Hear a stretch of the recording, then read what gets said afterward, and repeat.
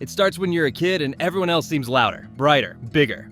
At recess, the playground feels like a storm, kids shouting over each other, chasing, tackling, filling the air with a noise you can't match. You'd rather sit on the edge with your book or draw in the dirt or just think. But adults don't see thinking as valuable. They see quiet and call it a problem. Teachers tell your parents you need to participate more. Family jokes at the dinner table that you're the shy one, the quiet one. They mean it lightly, but it sticks. Quiet becomes your label before you even understand what it means. Your first birthday parties tell the story. Crowded rooms, balloons popping, kids running wild.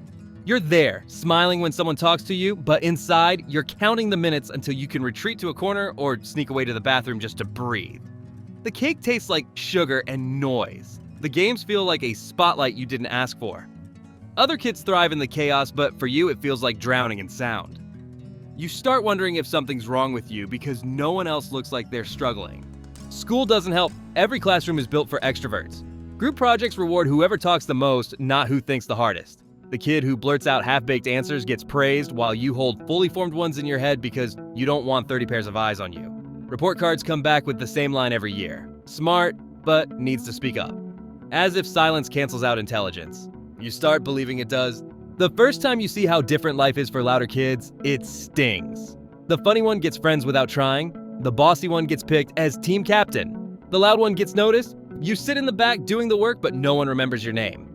Not because you're invisible, but because you don't demand attention. In a world that rewards noise, being quiet feels like erasure. Family gatherings are another test. Cousins shouting, uncles telling stories, everyone competing for space. You hover at the edge, smile when someone pulls you in, but your energy drains fast. After an hour, you're exhausted, not from what you did, but from simply being around so much noise. Nobody gets it. They think you're antisocial, they tell you to lighten up, to join in, but they don't understand that joining in feels like climbing a hill with weights strapped to your chest. Your room becomes your refuge. Four walls where silence feels like oxygen. While others crave company, you crave solitude. You build whole worlds in your head, drawing, reading, gaming, imagining. You find peace in small rituals. The scratch of a pencil, the turn of a page, the hum of a fan. It's not loneliness to you, it's restoration. But when you tell people that, they look at you with pity, as if solitude is sickness. You learn to stop explaining. By middle school, you already know the script. You pretend at lunch tables, force smiles in group settings, laugh at jokes you don't think are funny just to blend in. You can fake it for a while, but it leaves you drained. You go home wiped out, staring at the ceiling, wondering why something so easy for others feels so hard for you. Nobody tells you this is what it means to be an introvert. They just tell you to try harder, be friendlier, put yourself out there. As if flipping a switch could rewrite your wiring. What they don't see is the other side, how observant you are, how much you notice in the silence, the way people's voices crack when they're lying, the way their faces shift when they're hiding pain. You live in the details, the quiet truths that others miss while they're busy shouting. But nobody rewards that. Nobody notices. You carry it like a secret, one that defines you even as the world keeps telling you it's a flaw. And before you're even a teenager, you realize it already. Being an introvert isn't just a personality trait. It's a burden in a world that never stops talking. By the time you hit your teenage years, the quiet isn't just noticed, as it's judged. School becomes a stage, and you're expected to perform whether you like it or not. Group projects? They're less about learning and more about watching the loudest kid grab control while you sit there. Contributions lined up in your head but swallowed before they can leave your mouth. Teachers call on you to get you involved, but all it does is spike your heart rate.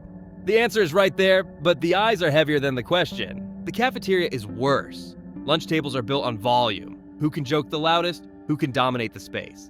You slide in, hoping to blend, but the noise pulls energy from you like a vacuum. By the time the bell rings, you're drained, as if you ran a marathon without moving an inch. You learn to conserve yourself, to measure every word. But in a world where social currency is built on endless chatter, silence makes you poor. Sports and extracurriculars don't make it easier. Coaches want leaders who shout. Clubs want presidents who can charm. Tryouts reward charisma as much as skill. You're capable, but capability without presence doesn't count.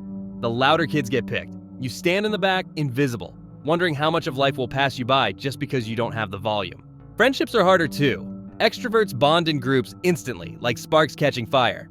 You struggle to find one or two people you can actually breathe around. When you do, it's different. Deeper, stronger, but it takes time. And time isn't something teenagers give each other. They mistake your distance for disinterest, your silence for judgment. You want to tell them it's none of that you just need a slower pace, but you don't. The words get stuck in your throat, they always do. Dating is almost impossible. Your crush notices the loud one, the funny one, the confident one, not you. You linger at the edges, hoping they'll notice the way you listen, the way you care, the way you actually see them. But the world runs on spectacle, not subtlety. And subtlety is all you have. You watch opportunities slip away, not because you don't feel, but because you don't broadcast your feelings on a megaphone. The exhaustion builds.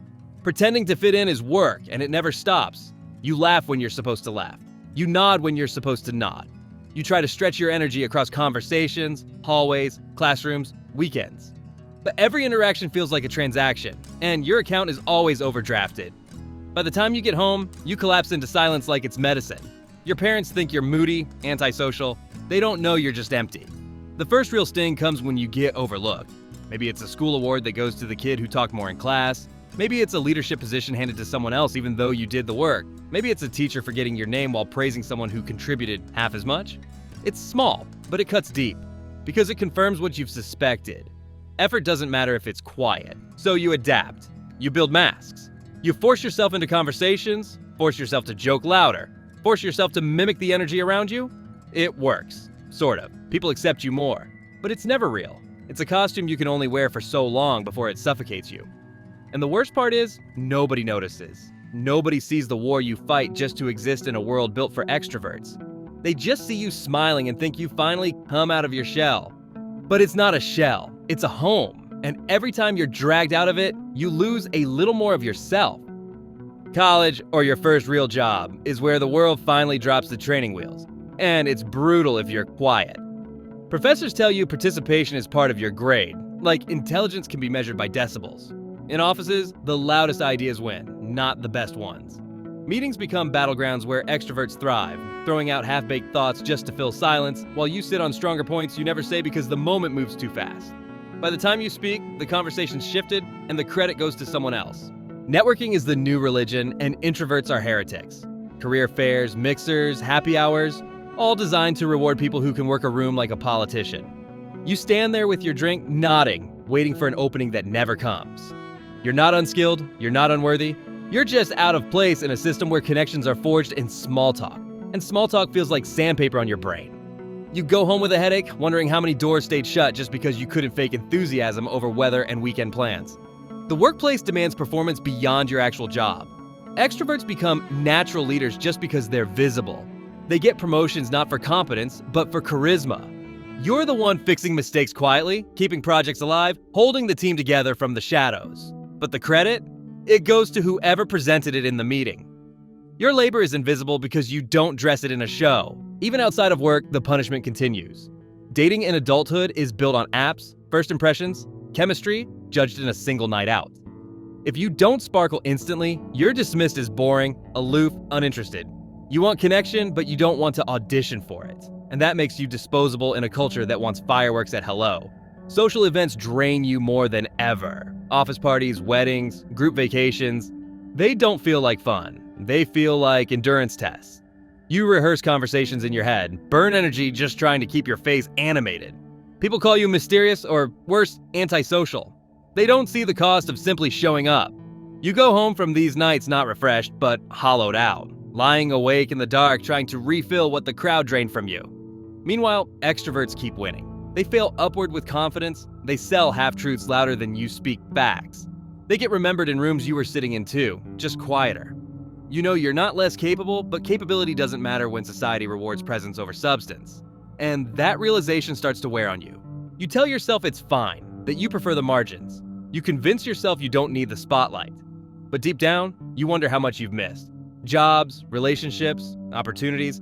Just because you couldn't turn yourself into something louder, you're not shy, you're not cold. You just don't live on the same volume, and the world doesn't turn it down for you.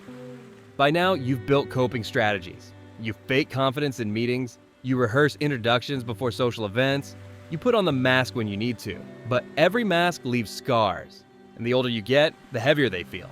The act of being on when it's required has become second nature, but it's never natural. It always costs you something. And the cruel truth of adulthood is this: The world doesn't care what it costs. It only cares that you deliver. Burnout doesn't crash down on you in a single day. It seeps in slowly, like water through a crack, until one day you realize you're soaked and shivering and can't remember what dry felt like. Years of pretending, of pushing yourself to keep up with a world that never stops talking, finally carve into your bones. You don't bounce back from social exhaustion the way you used to. What once took a night to recover from now takes a week. What once felt uncomfortable now feels unbearable. Work drains you more than the work itself. The job isn't the problem.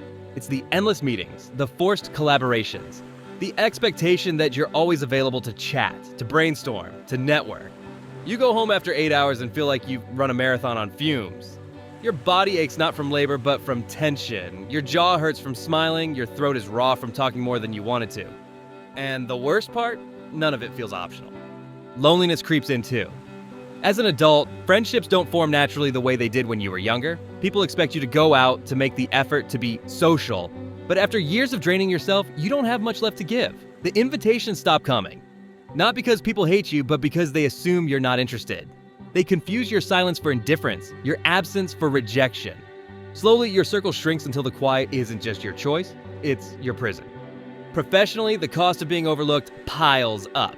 You watch colleagues leapfrog you in promotions, not because they're better, but because they're louder. Their names get remembered in meetings, while your work gets treated like background noise. You start to resent it, the imbalance of effort and recognition. You start to wonder if you've wasted years proving your value in a language no one bothers to hear. Your body keeps score. Anxiety builds before every presentation, every social event, every meeting where you know you'll be called on to perform. Your chest tightens, your palms sweat, your brain spins. Sleep doesn't come easy. When it does, it's restless. You lie awake rehearsing conversations that may never happen, punishing yourself for the ones that already did. The exhaustion isn't just social anymore. It's physical, emotional, all-encompassing. And still, you keep wearing the mask. Because life demands it. You smile in meetings, laugh at jokes you don't find funny, shake hands at events you didn't want to attend. You perform extroversion like muscle memory, but every act chips away at you. Every performance leaves you more hollow than before. You start to forget what your real self even feels like. The mask has been on so long it's fused with your skin. That's the part nobody tells you about. The way introversion wears you down not just because of who you are, but because of the constant demand to be someone else. It's not the silence that kills you. It's the noise. The relentless pressure to match a world built on volume when all you ever wanted was to exist on your own frequency. And by this stage of life, you start to wonder if that frequency has any place at all. Looking back, you can see how the pattern was set early. The label of quiet followed you from childhood into classrooms, into jobs, into every room where people measured worth by volume. You tried to adapt, to push against it, to wear masks that didn't fit. But no matter how much you pretended, the exhaustion always caught you. The truth never left. You are an introvert in a world that doesn't stop talking. There were moments where it almost felt like an advantage. The way you could read people when others weren't paying attention, the way you noticed details, caught moods, saw truths in silences. You built friendships that went deeper than surface chatter. You carried empathy others missed. Those were the hidden strengths, the ones you held like treasures in your pocket. But the world never paid for treasures it couldn't see, and so you stayed undervalued, unrecognized, invisible.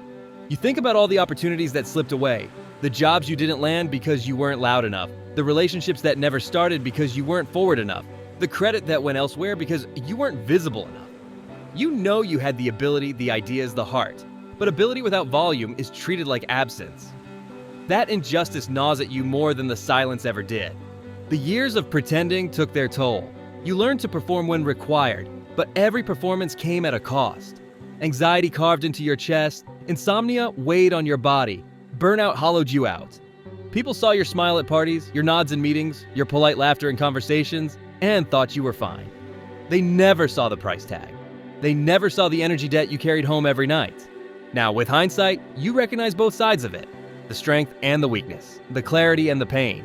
Being an introvert isn't a flaw, but it feels like one when society writes rules for the opposite. The world rewards those who shout, not those who listen. It crowns the visible, not the observant. And so you live knowing your value, but also knowing it will rarely be recognized. You've built a life inside that contradiction. Finding peace in solitude, but paying the price for it in public. Protecting your energy, but losing opportunities along the way. Holding truths that others miss, but never getting the credit. It's bittersweet because you know introversion gave you depth, But you also know depth doesn't win applause. And maybe at the end of it all, that's the hardest truth. You've always had more to give, but the world never learned how to hear it. You were never broken, you were never lesser. You were just tuned to a frequency society doesn't value. That's why it sucks to be an introvert.